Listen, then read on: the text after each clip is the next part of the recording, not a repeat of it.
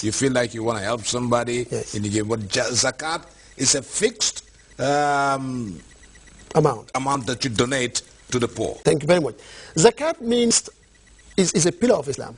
Iqamatu salat wa ita zakat. Zakat is the surplus of your money that belongs to somebody else. Allah created the universe in a balanced manner, socio-economic balance. Extravagancy, flamboyancy is not for what we are here. Allah created the universe, endowed it with provision at the level of necessities and needs. But sometimes because He intervene to make you richer than you deserve, then He will tell you to give the surplus to the poor. Malik, the moment you see a fat woman or a fat man who is obese because of eating, there is somebody who is starved behind. Why? Because his own share is eaten by this one. Believe me. That is why Islam puts zakah as a means of redistribution of justice. You can have two twins, they go to school, the same intelligence, they go to school in the same school, they have the same certificate, they graduated from the same university, and then immediately after graduation, one of them get a job from the United Nations being paid more than what he can, the other one he will not get a job. It is his intelligence that gives him gift. No, because both of them have been intelligence, both of them have the same certificate, but Allah intervened somewhere to make it for you. Okay, now you get about $100,000 per month. This man get about $10,000. You think that that's because of your smartness? So the surplus of the money should go back to be redistributed to those people. It's not yours. That's what is called zakah. So if you have, for example, $30,000 that you put in your bank account from January to January, every thousand you have to take $25. You have to, it's not your money, because you don't need it. And if that accumulates to millions, every January, every year, you calculate every $1,025, you give it to the needy and the poor. There are 8 recipients to whom this money belongs. So this is obligatory on every rich individual. Had that been done in an Islamic world, today we would not have people starve, abadan. Because Allah has created the world endowed with what we can live honorably. But some of us get richer and they will amass wealth to get richer and allow the poor to get poorer. And what is sad, Malik, is that rather than giving you a loan of 100 and for you to return 100, the rich will give you 100 for you, the poor, to return 125, 150. We are very bad. Believe me, Malik, if we are the ones who lead ourselves into wilderness.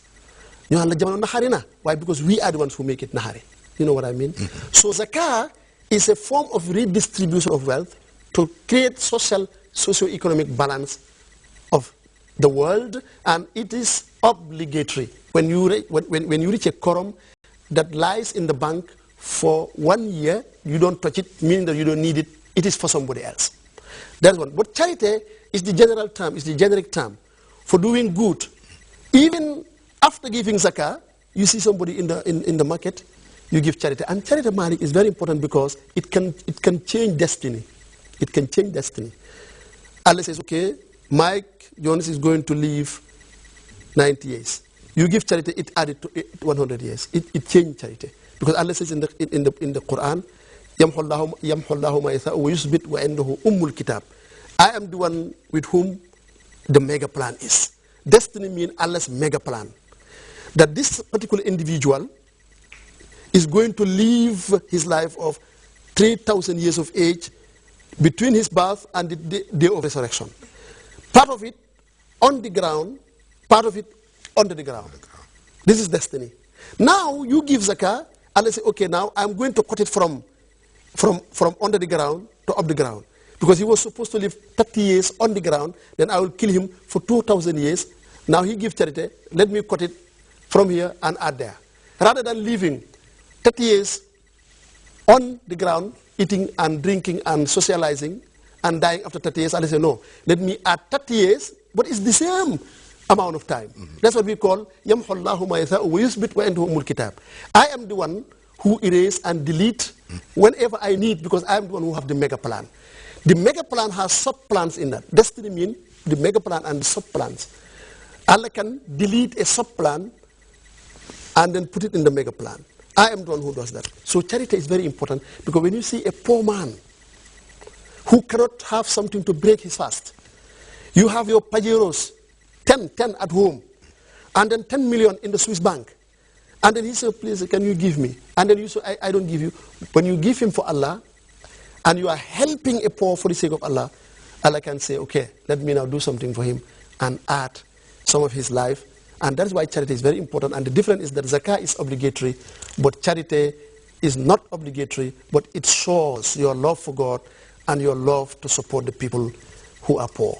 Dr. Jah, time is becoming our enemy as we continue this very important discussion. But Gambia is unique for one thing. We have a very good interfaith relationship. Yes. When you look at the mosque, the King Fahad Mosque in Banjul, opposite is the Roman Catholic Church. We go for each other's occasions. This spirit must be continued. Oh yes. I have just written an article I call The Pre-Religious Conflict Resolution, the Gambian Experience. I involved in an international interfaith dialogue in Qatar, where they asked me, they said Gambia is a role model for interfaith cohesion. Can you write a paper on the pre-religious conflict resolution, the Gambian experience? So the Gambia is a role model in interfaith cohesion. And we are that by nature, not by law. And I compare Gambia and Malaysia and South Africa, for example. Malaysia is also a role model in what they call interfaith. But I have discovered that in Malaysia, there are laws, like Internal Security Act. There are laws that keep the religious sentiment intact in many countries. But in the Gambia, we are that by nature. And I think we have to definitely to maintain it.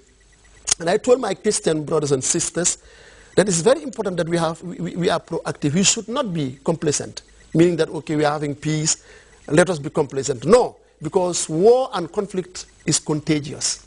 And what is happening in the area, in the sub-region, there are something they call conflict system. If you read war, the history of war, they are what you call the conflict system. Meaning there are conflict zones that are contagious. Just some years ago, some months ago, you have this Mali situation, which can be contagious, and it has a religious, of course, dimension. So that's why I told my brothers and sisters, let us be proactive. Let the two councils interact proactively, not just to wait and say, okay, we are peaceful, because war is contagious, and once it strikes, nobody can stop it. But of course, you can have some projection. You can see what are the potentials of war, what are the potentials of conflict, what are the potentials of dispute, and then you proactively solve the problem. In my research, I see that in the Greater Banjul area, every year you have two potentials of conflict, where you have two churches and mosque and the proximity of churches and mosque. But always potentially, they solve it before anything happens. So I think these are the things that we have to sustain, we have to maintain, because in the final analysis, Allah is the one who is merciful. Who is going to hell and who is going to paradise should not be your business. It should be your business to carry peace and to offer it to people. If you are a Muslim and you think that what you have is peace, be open-minded and try to offer the peace to people rather than stereotyping them, rather than prejudging them, talking them about, because paradise and hell belongs to God. And let us not feel secure now, whoever you happen to be. Make sure that you always believe that you are going to hell. That will make you look inward and let people in peace. And I think that's what we have to do. It's been a pleasure to have you on the interview. Thank you very much for your time. Thank you very much, Mike, and thank you, viewers, for having me. That was Dr. Omar Jah. He's the Deputy Vice Chancellor at the University of the Gambia. And as you heard, he's a very erudite Islamic scholar. This has been the interview from me, Malik Jones. Have a good night.